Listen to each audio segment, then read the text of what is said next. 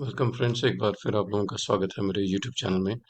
आज का जो बिल्डर है हम फॉलो कर रहे हैं वो है सूक्शा डेवलपर्स प्राइवेट लिमिटेड। सो आइए देखते हैं कि इस पर्टिकुलर रूलिंग की क्या कहानी है, क्या फैक्ट्स हैं और कैसे डिस्कशन होता है इस जजमेंट में। सो ये है जो यूनिट विलेज नागला जीरकपुर के पास है, जहाँ पे तकरीबन 50 lakh plus home buyer allottee ने दिया है। 2021 की ये ट्रांजैक्शन है, जहाँ पे इनको पोजीशन ये कहते हैं 21 में ही मिल जाना था। पेपर पोजीशन इनको 21 में मिला, नेक्स्चर C4 इन्होंने लगाया। इनके हिसाब से जितनी भी सिविक अमेनिटीज़ हैं कंप्लीट नहीं है, और जो एडवांस मेंटेनेंस चार्जेस हैं वो ये ऑलरेडी 27 महीने की ले चुके हैं। And further they have received threat of cancellation of the plot, कि अगर वो मेंटेनेंस चार्जेस नहीं देते तो उनका ये कैंसिल हो जाएगा। इसमें जो सबसे यूनिक चीज़ है कि एग्जीक्यूशन सेल डीड की ऑलरेडी 2023 मार्च में हो चुकी है। एंड फर्दर जो प्लॉट इन क्वेश्चन है वो मॉर्टगेज भी है, that too with some financial institution. So complaint में इन्होंने मांगा कि कंप्लेंट हमारी अलाउ हो, 18% के हिसाब से हमें कंपनसेशन दिया जाए जो डिले इन्होंने पोजीशन का दिया है, उसके बाद बेसिक अमेनिटीज़ को पूरा किया जाए, मेंटेनेंस चार्जेस हैं उसको रिफंड कर दिया जाए, और कंप्लीशन सर्टिफिकेट ला के दिया जाए इनको। कंपनसेशन 5 लाख का, फर्दर कंज्यूमर प्रोटेक्शन एक्ट में अनफेयर ट्रेड प्रैक्टिस का इनको चाहिए, और 1 लाख रुपए लिटिगेशन, और कोई अन्य रिलीफ जो कोर्ट दे सकता है। फिर आइए बढ़ते हैं कंप्लेंट की तरफ। सबसे पहले जो पोजीशन था ये ऑलरेडी 2023 जनवरी में इनको मिल चुका है, सेल डीड भी एग्जीक्यूट हो चुकी है मार्च 2023 में, और बिल्डर ने यही कहा कि ये मेंटेनेबल नहीं है, क्योंकि जब सेल डीड एग्जीक्यूट हो जाती है उसके बाद कोई कॉज ऑफ एक्शन नहीं बचता। उसके बाद जो कोविड का डिले है, सुप्रीम कोर्ट की कोविड की जो लिमिटेशन की रूलिंग है उससे कवर्ड है। दूसरा, उन्होंने कहा जुरिसडिक्शन नहीं बनती है कंज्यूमर कोर्ट की इस मैटर में, both territorial and pecuniary ground पे इस केस की सुनवाई नहीं कर सकता ये कोर्ट। उसके बाद जैसे कि कोर्ट का जवाब आता है, कोर्ट देखता है कि प्राइस सबसे पहले 52 लाख की जगह 62.50 लैक्स की प्रॉपर्टी थी, इसको करेक्ट किया गया क्योंकि टाइपोग्राफिकल एरर था। उसके बाद पार्टीज ने अपना एविडेंस दिया एफिडेविट में, अपने केस को आगे परस्यू करने के लिए उनका एविडेंस रेड होता है। उसके बाद डिफेंस लिया गया कि ये कंज्यूमर नहीं है, ये जमाखोर हैं, प्रॉफिट कमाने के लिए इन्वेस्ट करते हैं। सो कविता आहूजा वर्सेस शिप्रा एस्टेट्स की जजमेंट को कोट किया गया, और ये किसी भी प्रकार से कोट नहीं कर पाए कि ये प्रॉपर्टी इन्वेस्टर हैं, ये होम बायर नहीं है। सो ये चीज़ भी इनके फेवर में गई। उसके बाद आ गई टेरिटोरियल जुरिसडिक्शन, यानी कि किस तरीके से चंडीगढ़ कंज्यूमर कोर्ट में केस डाल पा रहे हैं, क्योंकि प्रॉपर्टी है जीरकपुर की, प्रोजेक्ट है जीरकपुर का, मगर जो सूक्ष्म डेवलपर्स का ऑफिस है वो है चंडीगढ़ इलांटे पार्क में। सो इस ग्राउंड पे भी इनकी जुरिसडिक्शन बन गई।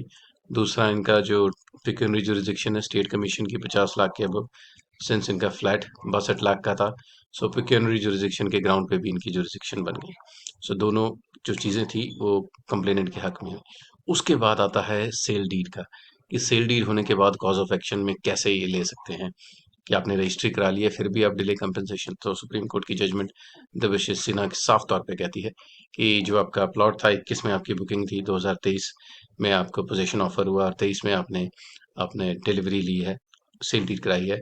सो जो डिले है वो वहाँ रुकता नहीं जब तक कंप्लीशन और ऑक्यूपेशन सर्टिफिकेट ना मिल जाए। सो कोर्ट इस पे बड़ा ही क्लियर है, और इस केस में ऑक्यूपेशन कंप्लीशन सर्टिफिकेट नहीं था। तब कोर्ट ने आगे बढ़ा और आगे इसको सुनवाई किया कि यस, ये हम ऐसे इनकम्प्लीट चीज़ को चेक करेंगे। बाकी बेसिक अमेनिटीज़ के लिए कोर्ट ने अपने प्रेरोगेटिव पे सू मोटो जो गमाडा है उनसे रिपोर्ट मांगी कि प्रोजेक्ट्स में क्या इंस्टॉल्ड है, कितनी कमियां हैं, कैसे इनकी एनवायरमेंटल रिपोर्ट है। सो एफिडेविट पे एमसी जीरकपुर का रिप्लाई आया, उन्होंने साफ तौर पे बताया कि प्रोजेक्ट्स में क्या कमियां हैं, क्या कुछ कमी पेशी रहती है, और क्या क्या अंडर कंस्ट्रक्शन है।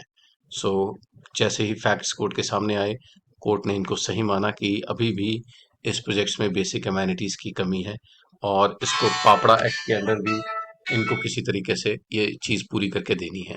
सो वो अपने आप में एक पार्ट है।